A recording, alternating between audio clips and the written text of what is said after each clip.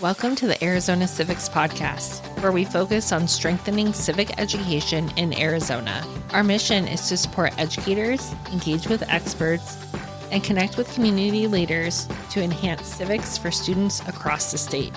We're excited to have you tune into the podcast as we elevate civics for educators and students in the Grand Canyon State.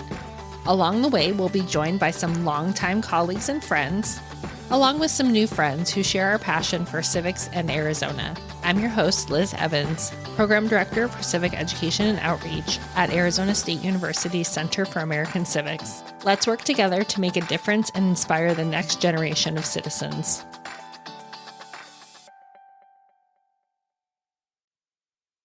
Welcome to the Arizona Civics Podcast. Today, my guest is Laura Terech, and Laura and I met. We're in civic circles together, but Laura is currently the executive director of the Arizona America 250. And we got to talking, and I basically begged her, because I love her story, to come on our Arizona Civics podcast to kind of talk about her journey through participating in civic life and how that can look different for everyone. Because sometimes we think that there are only certain ways to be a part of civic life, whether it's to be a state representative or to run for office, but there's so many different ways. So, Laura, thank you so much for being here. You started in art history, right? And then you ended up teaching in Title I schools here in Arizona. What drew you into the classroom, and how did that experience shape your view of education? Well, great question. And Liz, I'm so happy to be here and chat with you. It's been a circuitous path. And I think that's true of most people I know. I think that it's the exception to the rule rather than the rule. People who kind of know what they want to do from the time they're a young kid and just go do it. Mine was more roundabout.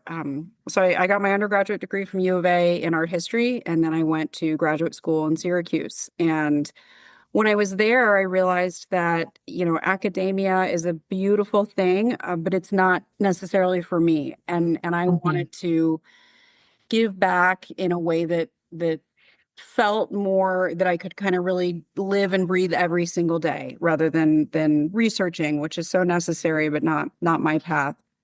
So what I had discovered in my time at Syracuse, I was a teaching assistant there, and I thought, well, the art history piece is nice, but what I really love is teaching. And I thought about where can I feel like I'm making the most difference. And so I moved back to Arizona. I got my master's degree in education from ASU, and then started teaching kindergarten and second grade in a Title I school district in the West Valley. And I agree. Academia is great, but there's something about teaching that just drew me to it as well. And I'm glad that you shared that your path was a little bit different, right? I think sometimes students think they have to go to college to get their degree, and then they go into exactly what they got their degree from. But a lot of times during college, we find the things that we really, truly like. We were chatting a while ago, and you told me a story about a literal ceiling collapse early on in your teaching career. Can you tell us that story, and then how moments like that influence your decision to advocate for schools more broadly? Yeah, and Liz, to start with, and I think you touched on this in the last question, is like, what did that teach me about, being an educator in Arizona? First and foremost, and this is relevant to the ceiling stories, how many kids were packed into my classroom. I taught, as I mentioned, kindergarten. And these are kiddos who, a lot of them had never been to preschool before. They hadn't had the opportunity to go to any kind of formal setting. They'd maybe never been away from home before. They were maybe learning English as a second language. And there was not a single year that I taught kindergarten that I started with less than 34, 35, 36 kids in the room, which is so jam-packed that it was hard to even move around in between the tables because, with the little backpacks and everything, it just got so crowded. So one morning I had all of my 30 plus kids sitting in front of me on the rug. We're about to start our morning reading, sitting in my rocking chair, and I hear this terrible crack from above. And I looked up at my ceiling and I just thought, oh my gosh, that's coming down. And sure enough, it was those big, kind of foamish panels. Two Mhm. of the big ones came down along with the metal framing that was holding it up. Now, I am not a coordinated person in any way, shape, or form. My students used to make fun of me because I famously cannot even clap on rhythm.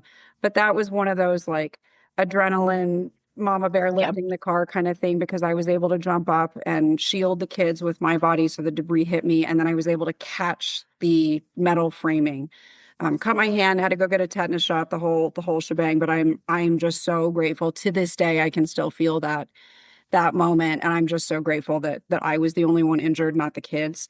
But it goes to, it speaks to the state of education in Arizona, Mhm. which we can do a lot more for our kids. And so we've talked about too, kind of the defunding of full day kindergarten was a turning point for you. How did that issue push you to running for office? And what did the journey to the Arizona State House look like for you? Yeah, well, I was still in the classroom when the state stopped funding full day kinder. And I saw what a difference that made for my students. I mean, they really needed all of that educational time to set their foundation for their future learning success. And I remember reading in the paper, there was a lawmaker at the time who said something to the effect of like, well, it doesn't really matter because kindergarten is just babysitting anyway. Oh, And no. I know it. And I was so stunned. I was just like, oh, this person doesn't have any idea. They're thinking about kindergarten from 40, 50 years ago. It's so different now. Like Mhm. they've got to come and see what we do. So I called that lawmaker's office, and I said, hey, I would really love for him to come and spend the day with us so you can see how important this early learning time is. And of course, I never got a response from him. But I thought, you know what? If you're not going to come to my house and take care of my kids, then I'm going to go to your house and change the laws. So I was very active in sort of advocating for education and for my students at the time. It again, we talked about being circuitous paths. It was not a straight line from that incident in to me running for House. There was a bit of a break there, which I'm happy to get into, as we all have challenges in our lives. Mhm. So you balanced being a teacher, a legislator, and then you brought up facing personal health challenges. How did you find resilience through those experiences, and how did they shape your priorities in public service? Yeah, well, so I didn't leave the classroom by choice. I Mhm. had to leave because I started experiencing really significant health issues that radically changed my entire life. And so I had to stop working. I couldn't work for about 6 years. I thought I would never work again. I thought I would never get better. During that time, it was an incredibly dark time in my life. I mean, the reason that I had left Syracuse was because I was kind of searching for meaning. I wanted to feel like I was giving back to my community and making a difference. And to be disconnected from that, from the students that I had loved so much and the work that I had poured my entire heart into, was so hard. I was so ill that the only time I left the house was to go to the grocery store and to the doctor. There was just absolutely no quality of life. And this was years ago. I think things are a little bit different now, but I remember, I would try to reach out and volunteer, and I would let people know, hey, my health issues are such that I can say that I'm going to be there and I can want to be there, but if something happens the day of and I'm in rough shape, I'm not going to be able to make it. And I know you asked for, a 2 hour commitment. I don't know that I can guarantee that. And, I may have to cancel at the very last minute. And I would continually get back sort of like, well, thanks, but no thanks. And I was so disconnected during that time from who I was and purpose. Um, Finally, what happened, I battled through more than 2 dozen surgeries over the course of that time. Finally, my doctors suggested a surgery, and they said, well, you need to know this could make things better, but it could easily make things worse. And that was one of the scariest decisions that I have ever made in my life, because I thought, if things get worse, I don't know that I can survive that. And it was a huge decision to make, to have that surgery. But I thought, you know what? If there's a chance that I could get my life back, I have to take it. and fortune favors the bold, right? So I did the surgery, and lo and behold, that was sort of the magic piece, and it finally set me on the road to recovery, which took about another 18 months. So I had plenty of time during that interim to think about, okay, it looks like I can maybe go back to work. I can start doing more. What is that going to look like? And I was hesitant to go back into the classroom in Arizona because it's such a difficult environment to teach in. I mean, the kids are wonderful, your colleagues are wonderful, but there's so much more that we can be doing for our kids. So I thought, well, let me explore some other options. So I started volunteering and looking at different organizations. And I still remember I found this group of women who were advocating for women's issues. And I thought, okay, I'll go to one of their meetings. And I sat in the parking lot, waiting to go in, just like this timid little mouse, because I thought to myself, I'd had this long stretch of not working, and a message that I got continually during those years from, the world, from sometimes people close to me, was like, well, if you're not working, you are not a person of value. You're not contributing anything to the world.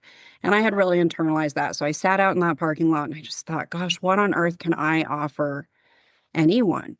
I don't have worth. What can I even possibly bring to the table here? And I was so frightened. But I said to myself, I was like, okay, well, you can care and you can show up. And Liz, little did I know that, like, that's it. That's the secret sauce to success in life, is like raise your hand and care a lot. So I made a promise to myself that when they were asking for, hey, can somebody take on this project, or can somebody do it, I would oftentimes raise my hand and say, well, I've never done anything like that before, but I'm willing to give it a try. And it just grew the most beautiful things for me in my life. It just expanded outward so much. My network just exploded. And I got to work on a state legislature campaign. I started working for a nonprofit, working on, looking at legislation in Arizona and bill tracking. And then I started getting asked to run for office. And I just thought, oh my gosh, what a full circle moment this is. It's finally time to take that advocacy and passion for education for my students to the state house. And it's still like a pinch me moment that I got to sign on to co-sponsor a bill to restore full day kinder funding in Arizona. And it was like I went from advocating for that group of 30 kids in my classroom to advocating for kids across the entire state. And what an incredible gift that is. I I know what that feels like. And I know that there are people listening that say, like, I've been in a place where I've been sitting in the car and I'm like, I don't know, like, what I have to offer. And, there are a lot of educators, unfortunately, that have to leave the classroom for health issues. It is, I think, something really not spoken about a lot. There are educators that have to leave. There are educators that are still in the classroom dealing with health issues. So thank you for sharing that. And I hope that somebody listening to this hears that and hears this story. Because I know when you first shared it with me, I just felt so inspired, because it was this little step of getting out of the car that just changed things. And volunteering is such a great thing because you get to try things and you get to work with people who maybe aren't experts either. And it's fun to problem solve and work things out. And so you go to the legislature. Arizona has a pretty divided legislature. I don't think that we're special. I think that's a lot of state houses. But in that legislature, you built bridges, especially through the teacher caucus. What has bipartisanship looked like in practice? And what impact has the caucus had on educational policy here in Arizona? Well, I'll touch on the bipartisanship in just a second, but I have to shout out the incredible teacher caucus. So it was the four minority members of the House Education Committee were all former or current educators, which is pretty unique. A lot of times you're kind of assigned committees based on possibly your subject matter expertise, but also, just to fill out spots. And so not everyone who sits on that education committee has a background in education. And the four teachers, that that sat on that committee, we just had so much fun together. There was a bill that we were preparing a debate for, and the bill itself, the discussion was 30 minutes. And we prepared 7.5 hours for that 30-minute debate because we're teachers and we plan and we prepare. Yep. And you know, one of my mentor, Jennifer Pollack, former representative there, she started this trend of bringing in, like during the interim, she would bring in educational experts to just kind of do a lunch and learn for members of both caucuses, you know, totally bipartisan about, hey, here's an area of education that we can look at and do kind of a deep dive in. So I got to host some of those. I hosted one on school safety and another on the importance of early childhood learning, that birth to 3 period in particular. Yep. And it was so incredible to do some of that work behind the scenes that isn't often talked about, but definitely happens. And yeah, I will always smile when I think of the teacher caucus. But I also really went down. I mean, I'm a kindergarten teacher at heart, right? Like working together, cooperation, collaboration is like in my DNA. And I was also elected from a swing district, from a district that was very purple. You know, bits of red, bits of blue. There are only a handful of those in the entire state. And so I knew that my district sent me there with a mandate to work together. And I'm really proud that I helped pass 2 major pieces of bipartisan policy, one on water and another in elections, which are can be pretty contentious topics. But that all came about because of relationships that I had developed with my colleagues across the aisle. And it's such a strange environment. You know, there were people there. Like when I first got there, I reached out to everyone that I sat on committees with from across the aisle that I hadn't had a chance to meet yet. And I said, hey, we're going to be serving on this committee together. Can I set up a meeting, you know, with you just to kind of get to know each other and chat a little bit before all this kind of hoopla starts? And of the maybe like 10 or 12 that I reached out to, I think only 3 took me up on that offer. And those are the kinds of things that make it a little challenging, but you persevere. And so I really worked to try and build those relationships so that when these bipartisan negotiations would come up, there was a level of trust there. And, you know, this person does what they say they're going to do and they negotiate in good faith. That's really important. And I am really proud of that work because it doesn't come easy. In my kind of goodbye, in my final floor speech on the floor of the State House, I said, you know, your job as a swing district member is to take the punches from all sides and somehow stay standing because after all, bruises are purple. And I have always carried that with me.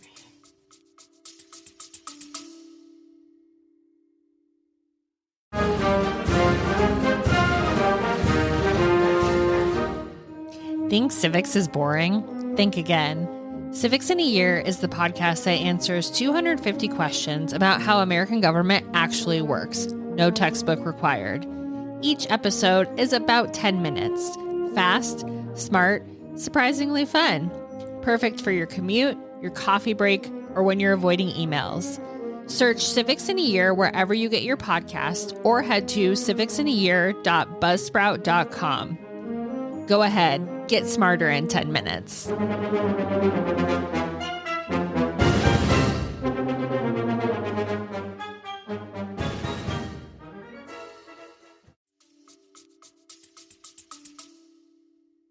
I love that. And Arizona has such a deep history of people working in government, working on bipartisanship. I'm thinking about like Senator McCain. I'm thinking about Sandra Day O'Connor. And I'm glad that you bring that up because I think that a lot of people don't realize that there is actually a lot of bipartisanship within. We tend to hear about the issues that are not bipartisan, right? They're very partisan. And I really too appreciate that you talked about this full circle moment. As somebody with a degree in early childhood education, I know how important that is, you know, even the pre-K stuff. And so the fact that you saw a problem, at first you were trying it for your 30 kids, and then you saw a bigger solution, like that to me that's public service, that is civic life. And that is the power of an educator. I think educators are so undervalued, and people don't see those kinds of things coming, but the love and passion we have for teaching for our students can create these incredible things. So now you're transitioning to this new role with Arizona America 250, which I am stoked about. And I know that we've already worked on a couple of things together. So, what excites you most about this work? And how do you see your background as both an educator and a legislator shaping this approach? Well, this is such a cool project that I am so fortunate to be able to work on. So many of the things that I loved about being a legislator, being someone who approaches the community from a service standpoint, I still get to do so many of those things. So I get to travel the state, talk to all kinds of people, meet people that I never would have met otherwise. And we're working in so many different arenas, tourism, civic engagement, arts and culture, military and veterans affairs. And it's really just an incredible project. And maybe I should back up a bit. So every state has one of these commissions that's charged with organizing all of the statewide public programming for the country's 250th next year. So we just get to do so many cool things. Like one of our projects, we're doing a student town hall with representatives from all three branches of government. That'll be on October 21st. And it's a chance for Arizona's young people to ask questions about what the functionality is in practice of our three branches and the importance of civic engagement and voting. We are putting together a traveling museum. We're going to pick up Arizona's replica Liberty Bell and tour it to all 15 Arizona counties. We'll showcase, American history, the founding and the ideals that we all hold so dear, and then also Arizona, past, present, and future. And within that, students who engage with the traveling museum, it can help them earn credit hours toward the Seal of Civics Literacy on their high school diploma. So all of these overlapping pieces, we're highlighting tourism as we make all these stops. We're highlighting the support from the business community, our strong relationships with municipalities, education. I mean, that's so much of the work that I love to do at the legislature and that I tried to do in a very small way at my school.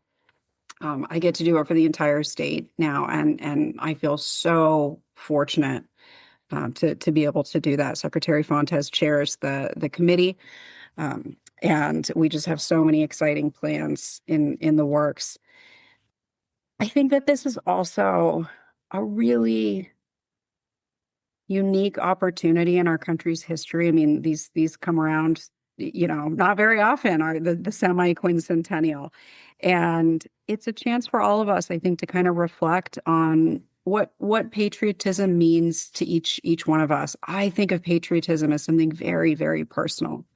It's about how I show up for my neighbors. It's about how I show up for my community. Now, I have a very broad view of community, or neighbors. When I was knocking on doors to win my election, they'd knock on a door and, "Hi, I'm your neighbor," and they'd say, "Where do you live?" And I'm like, "Oh, about 15 minutes south. But this is our district. This is our shared district. You're my neighbor."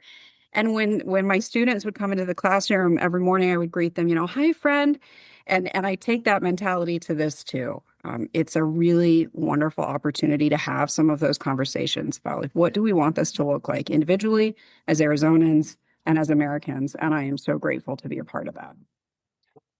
So can I ask what your favorite part is? Because again, I've been involved in this for a little bit. So I'm already like the Dine 250, the Hike 250, the Dark Skies 250. Like I have been digging through because I am Native. I've been here since I was 6, so almost 40 years. But and again, I'm biased and I'm totally fine with that. But our state is so diverse. It's so unique.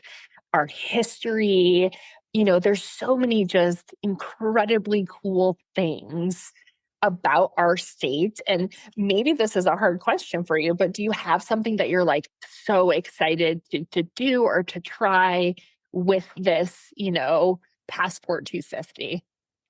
Oh my gosh. Well, I do have a favorite moment that I'll share, but speaking of Passport 250, this is our partnership with the Arizona Office of Tourism. And what it is, people can sign up for the pass on azpassport250.com.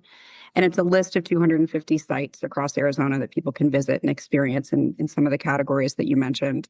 And as they do, as they explore our state, they're eligible for prizes and giveaways, all kinds of fun things. But, I've been in Arizona 40 years, and I receive all the submissions for because people can nominate for Passport 250. So I see all of the sites that come in. There are places that are like a mile from where I grew up that I never knew about. And Mhm. I can't wait to get out and explore more of this state that I love so, so much. So I'm really excited about that. If I had to pick a standout moment, and there are so many, if I had to pick a I standout know. moment, though, we held every state has a logo, and we held a Mhm. contest for ours, and we invited talented Arizonans from across the state to submit their designs. The commission chose 10, and then those went forward for a public vote. And our winner just happened to be a 17-year-old high school student. Her name is Riley Hammett. She is absolutely amazing. And she was the winner. We, produced her logo. We have the stickers, and it's on all the banners and things. It's so exciting. And I got an email the other day, I said, from someone, and they said, "Oh, we're putting together a semi-quincentennial exhibition. Can you send us something very small from Arizona?" And I thought, "Oh, perfect. Let me send the sticker." So I packaged it up, wrote a little note, sent it off. Then I had the distinct pleasure of texting Riley's mom and saying, "Something that your daughter made because she was bored in class one day is now on its way to the Smithsonian Museum of American History." And that, I still get chills. Oh my And gosh. it goes to show, like, these are the kinds of stories that we want to tell.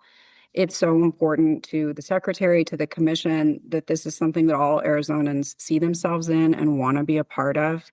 And we are just so excited to celebrate it with our state. I'm thinking of Moose Henry's up in Show Low, Arizona, which is probably one of our favorite places to go when we head up to Show Low. Like, spotlight these places, whether they're restaurants or breweries or wineries or tourist attractions. What a cool thing, because I think people come to Arizona and they think heat, they think Grand Canyon, and that's it. But there is so much more. We did do a podcast interview with Secretary Fontes. Thank you to Laura for setting that up. That talks a little bit more about it. Laura, before we close, can I just ask if there is an educator out there that is struggling or is just, and I know you know this, sometimes as educators that passion dips and we don't think we can do anything but teach. Do you have any words of wisdom for somebody like that? Or maybe just a citizen who's like, I don't really know what to do next? A couple things. I understand how it feels when that passion dips, but being an educator is truly something so special. And I think being active about looking for those moments and leaning into them and holding on and savoring them for yourself, I think that's so important. And I'll give an example. So I was negotiating a bill with one of my colleagues across the aisle, and these were tough negotiations. And so there was a late Mhm. night phone call that was very, very, very heated. And my Mhm. colleague was on the other end. Um, they were relaying a message through me, and it was passionate, shall we say. And I listened to the end of this huge screaming rant. And I just said, "I thank you, my friend. I hear your passion. I hear how much you care about this. I will relay that message." And that's all I said. I didn't react to it. I didn't take the bait. I didn't start yelling back. I just said, "I hear you. I hear you right now." And I think that's a skill that our educators have, to be compassionate, to listen, to look for the best in people. And that's really rare. And so holding on to those moments for yourself, you do that every single day in the classroom in ways that you don't even know about. And it is a gift to our state. Education is the engine that makes our entire state run. And so just from the bottom of my heart, a big, big thank you to all of our teachers out there. Wonderful. Laura, thank you so much for your expertise, for what you're doing for our state, and for sharing your story. We really appreciated having you on the podcast. Thank you. Thanks for tuning in to the Arizona Civics podcast. We're so glad you joined us. Before you go, don't forget to follow us on social media to stay connected and get updates on upcoming episodes, resources, and more. You can find us on all social media platforms at ASU Civics. And make sure to sign up for our newsletter for exclusive content, event announcements, and tools to help bring civics to life in your classroom and community. Visit civics.asu.edu to subscribe. Until next time, let's keep working together to inspire educators, students, and communities to make a difference. See you soon.